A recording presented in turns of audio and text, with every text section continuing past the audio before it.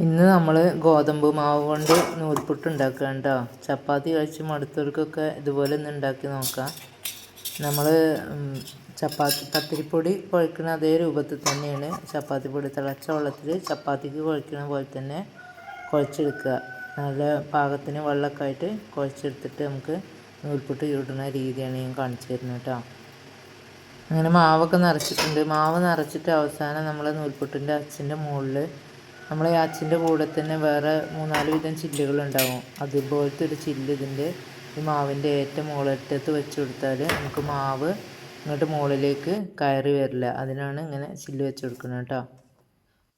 പ്രത്യേകം ശ്രദ്ധിക്കേണ്ടത് നൂൽപുട്ട് നമ്മൾ പീച്ചിടുന്ന ആ തട്ട് എണ്ണ തടവാൻ മറക്കരുത് കേട്ടോ.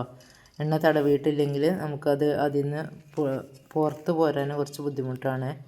അപ്പോൾ എണ്ണ തടവി ഇതുപോലെ നമുക്ക് തേങ്ങ ചിരവിയത് ഇട്ട് കൊടുക്കാം. തേങ്ങ ഉണ്ടെങ്കിലാണ് നൂൽപുട്ടിന് കുറച്ച് രുചി കൂടുതലുണ്ടാവുക കേട്ടോ. കറി ഇല്ലെങ്കിലും നൂൽപുട്ട് നമുക്ക് കഴിക്കാം തേങ്ങ ഇടുകയാണെങ്കിൽ. വിപണിയിൽ പല രീതിയിലുള്ള നൂൽപുട്ടിൻ്റെ അച്ചുണ്ട്. ഞാൻ വർഷങ്ങളായിട്ട് ഈ അച്ച് തന്നെയാണ് ഉപയോഗിക്കുന്നത്.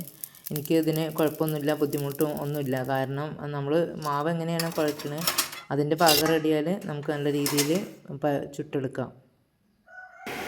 ഞാൻ അടുപ്പത്ത് വെള്ളം തിളയ്ക്കാൻ വേണ്ടി വെച്ചിരുന്നു. വെള്ളം നല്ലപോലെ തിളച്ച് വന്നിട്ടുണ്ട്. എന്നിട്ട് ഇനി നമുക്ക് ഇതിലേക്ക് നമ്മൾ നൂൽപുട്ട് തട്ടോട് കൂടി വെച്ച് കൊടുക്കുക. ഒരു 10 മിനിറ്റ് വെച്ച് കൊടുത്താൽ മതി. നൂൽപുട്ട് നല്ലപോലെ വെന്ത് കിട്ടുന്നതായിരിക്കും കേട്ടോ. അങ്ങനെ 10 മിനിറ്റ് കഴിഞ്ഞിട്ടുണ്ട്. നമ്മുടെ നൂൽപുട്ട് വെന്തിട്ടുണ്ട്. പ്രത്യേകം ശ്രദ്ധിക്കുക, തുണി എന്തെങ്കിലും കൂട്ടി പിടിച്ചാണ്ട് നമ്മുടെ ഈ തട്ടെടുക്കൽ കൈ പൊള്ളുന്നതായിരിക്കും കേട്ടോ. പിന്നെ നല്ല സോഫ്റ്റാണ് നൂൽപുട്ട്, ഒരു കുഴപ്പമില്ല. അപ്പോൾ നൂൽപുട്ട് എണ്ണ തടവിയതുകൊണ്ട് നല്ലപോലെ തട്ടിൽ നിന്നും ചാടിയിട്ടുണ്ട്.